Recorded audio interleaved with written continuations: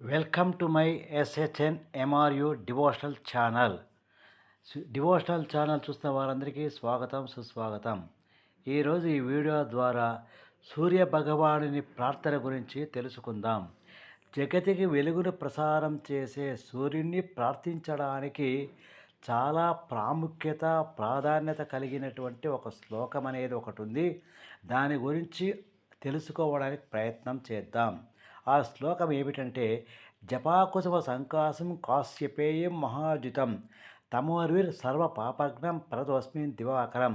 నవగ్రహ శ్లోకాల్లో మొట్టమొదటి శ్లోకమైనటువంటి ఈ శ్లోకము సూర్యభగవానుని గురించి చెప్పడానికి, ప్రార్థించడానికి ఉపయోగపడేటువంటి శ్లోకము. జపాపుష్పము వలె ఎర్రటి మెరుపుతో కూడిన వాడైన కశ్యప మహర్షికి పుత్రుడైన అత్యంత ఉజ్వలత కలిగిన వాడైన చీకటికి శత్రువైన సమస్త పాపాలను నశింపజేసే దివాకరుణ్ణి నేను నమస్కరిస్తున్నాను. ఈ శ్లోకం సూర్యభగవానుని ఉదయాన స్మరించడానికి, ఆయన కాంతిని, పవిత్రతను, పాపాలను తొలగించే శక్తిని ప్రశంసించడానికి ఉపయోగపడుతుంది. ఈ శ్లోకాన్ని ఉదయం రోజంతా శుభంగా గడిపేలాగా ప్రార్థనగా చేయవచ్చు.